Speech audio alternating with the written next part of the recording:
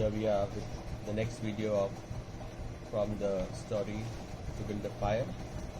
The first part we had done up to page number 36, the last line or the second last line of page number 36 I had left off there. In the first part we had seen how this particular tracker had decided to undertake this journey alone, something no one else has ever done. The author also shows us the setting, the environment, the conditions this particular trekker is undertaking to make this journey. So I'll continue from the place I left off. It was also under his career. So the last part we left off was at about this particular person's lunch. For lunch he had come with some biscuits. The biscuits were right under his coat, under his shirt, under his thermal, touching his bare skin. That's because the heat from his body kept those biscuits from freezing. If they were put in his pockets or anywhere else, they could have been bits of ice. So to keep them from freezing, he had put them right underneath. He knew it was now time for a break, to have some biscuits. Heart of heart, he was smiling to himself as the short break was approaching. So it was also under his wrapped up in a handkerchief. It earlier the biscuits wrapped in a handkerchief and lying against the naked skin. That shows that where the biscuits were placed, right there his body was there. So the biscuits were in direct contact with his body heat, keeping them from freezing. It was the only way to keep his biscuit from freezing. He smiled agreeably to himself. Now he himself in his mind was agreeing to this break, to this short break where he'll stop, where he'll have something to eat. As he thought of these biscuits, each cut open and sopped by bacon grease. Now these biscuits were covered with the grease of bacon. Bacon is an eating product. So he was there with the grease covered biscuits of bacon, and each enclosing a generous slice of fresh bacon. Along with the biscuits also there were slices of bacon which he had come along with for his lunch. He plunged in among the big spruce trees. Now if he had to have a break, as a trekker he knew that he had to build a fire. So the first thing when he realized that the break is about to come now, he began to collect some pieces of twigs to build a fire. Here the story name comes, to build a fire. So he began to collect his pieces of spruce. Spruce is the trees that are growing in the mountainous area. The trail pain, a foot of snow had fallen since the last sled had passed over. The place where he was walking, sledges were there. You could even see the way the sledges had taken. So he was on track, very much comfortable with the environment and was in peace with himself. And he was glad he was waiting without a sledge, traveling light. In fact, he carried nothing but the lunch wrapped in the handkerchief. He was no bag, no backpack, nothing. Very lightly he was traveling. The only thing he was carrying was some eatables, which was the biscuits and the bacon, and that was all he had. He was surprised, however, at the cold, but this cold was extraordinary cold. And in fact, the temperature right now was minus 75.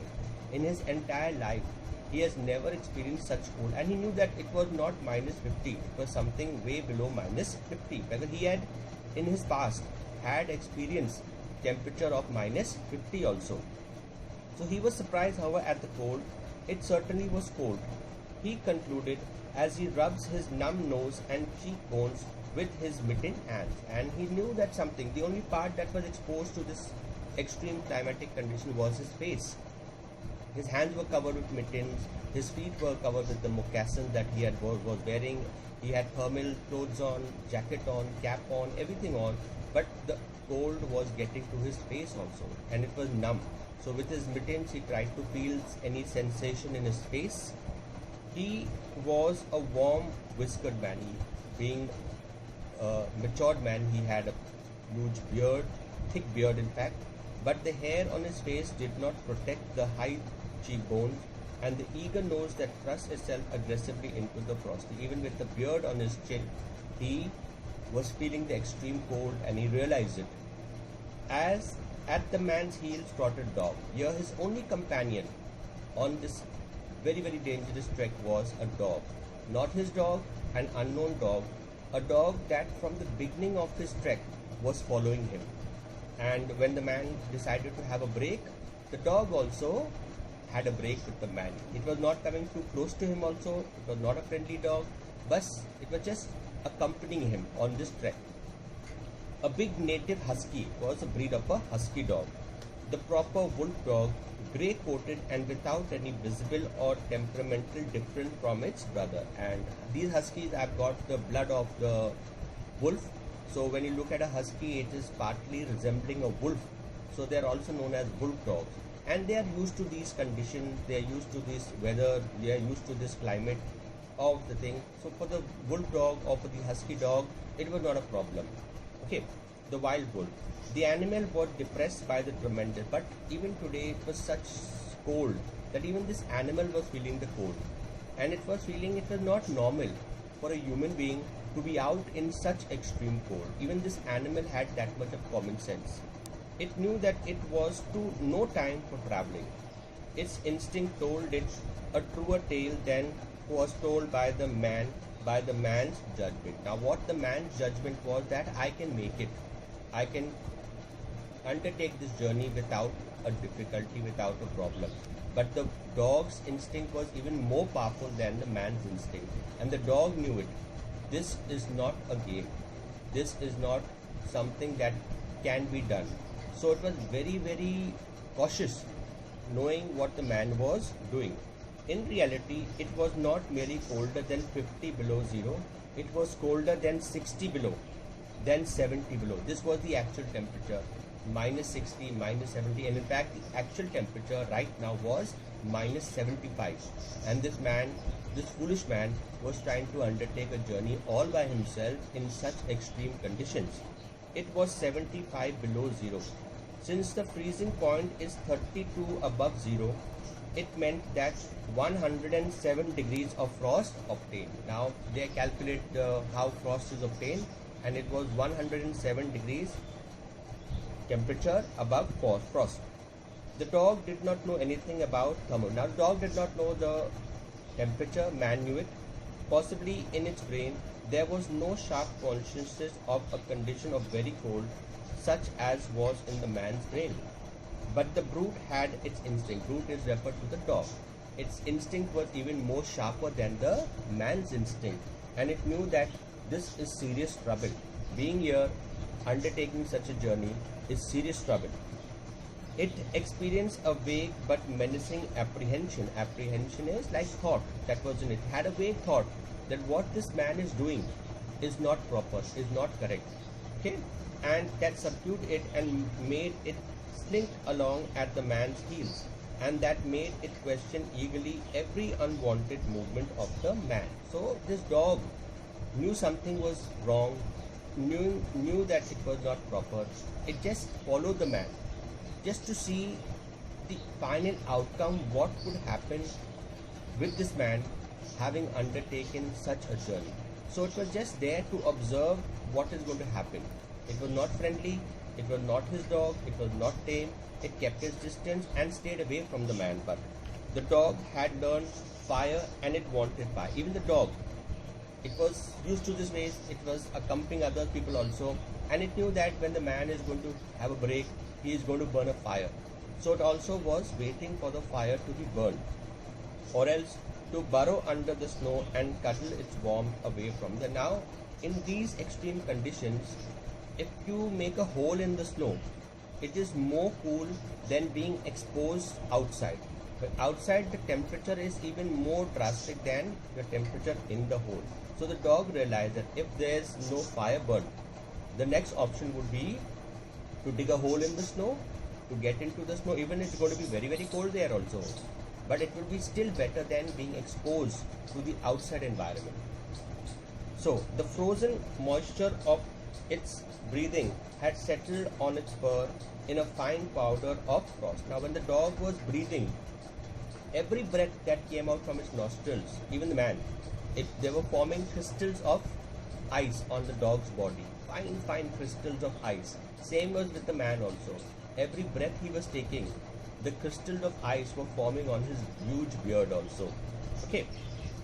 So especially its muzzle and eyelashes whitened by the crystal breath. Every breath it was taking, the crystal were forming on the fur of his mouth, of his neck, the back part of his body. And same was with the man. The man's red beard, now he had red hair, so his red beard, thick beard he had, and mustache were likewise frosted also, hard, stiff with frost. But more solidly, the deposit taking the form of ice and increasing the very warm, moist breath he exhaled. And every breath he was taking was warm. And as it came out from his mouth, from his nose, immediately, instantly, they were forming this white powder, and this white powder was coming onto his beard and forming this layer upon layer, layer upon layer of white frosted snow. Also, the man was chewing tobacco. Like in India, we have this Raj Darbar and all these things people eat. This man was also a tobacco eater, not pan masala, but tobacco eater. And the muzzle of the eyes held its lips so rigidly that he was unable to clear his chin when he expelled the juice. Every time he tried to spit the juice of the tobacco that he was chewing, he spat it, no doubt, but part of the spit was coming back and forming these layers on his beard. So his beard was covered with the juice of this tobacco, which gave it a brownish color, and a lot of tobacco juice was accumulated on his beard. So if he fell down at it, would shatter itself like that. And he realized that if he fell down or if he hit it also, all these crystals that are formed on his beard would shatter like pieces of glass into brittle fragments. But he did not mind the appendage. But he did not mind this inconveniency that he was going through. Tobacco was giving him the energy, the vigor to continue, so he continued to eat it also. It was the penalty of all tobacco chewers paid in that country. Like in our country also, so many people eat these gutka and different type of tobacco. In the long run, they suffer also. But when they eat it, they know that this is going to be the ultimate outcome, yet they eat it. So this man was also the same. He was eating this tobacco, chewing the juice, realizing that ultimately someday or the other it's going to have some adverse effect on him. But yet, no doubt, all these things, he was chewing this tobacco. They had not been so cold as this. He knew, but the spirit thermometer of 60 miles he knew, they had been registered at 50 below and 55. He held on through the level stretch of wood for several miles. Now the man continued to walk. For several miles and miles he walked, crossed a wild, flat niggerhead, these are all geographical terms, and dropped down a bank to the frozen bed of a small stream. Now, the Yukon River is also connected with small streams. Every stream that is there is frozen. So, he's taking another route along a narrow stream also. This was Henderson Creek, and he knew he was 10 miles from the Fork. Fork is the meeting place. And the part that he had reached was now Henderson Creek, and he knew if he walked another 10 miles more, he would reach the joint or the bend where he would have to take another bend. This was Henderson Creek, and he knew he was 10 miles from the Fork. He looked at his watch. It was 10 o'clock in the morning. He had plans of reaching there by 5 o'clock, his base camp. 10 o'clock, ample time to do the journey. He was making 4 miles an hour. This was his speed. 4 miles per hour he was walking at. And he calculated that he would arrive at the fork, that is the joint, okay, at 12:30. If he kept up the speed, he realized that by 12:30 he would reach that point of the fork where he would have to take another turn. He decided to celebrate that event by eating his lunch there, and he realized that by 12 o'clock it will be lunchtime. He would stop at the fork, build a fire there again, and have his lunch. So that thought of having a break, having his lunch, putting some food in his stomach gave him positive energy. So he decided to continue with the walk.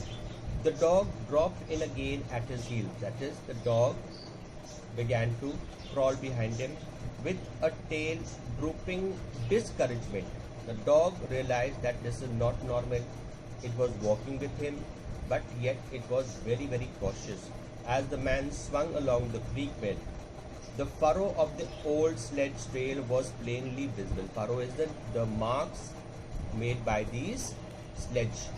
So it was visible, but a dozen inches of snow covered the marks of the last runner, that is the sledge. So we'll mark up to here, that is page number 38. You can also take out your books simultaneously, mark it there. Next class we will continue from this particular place. I am going slow. This chapter is a long chapter, around 2 pages per day we will cover. So I hope you'll have understood. I will also like to tell you all that after this entire chapter is complete, we will have a live session. I will give you the link, whatever. I'll see if I can manage it, and we can discuss all your problems. Whatever you'll have, we can discuss. Before that, if you have a problem, I'm also free. My personal number is there. Any problem, anything you would like to ask me, you're free to ask me. Goodbye. God bless.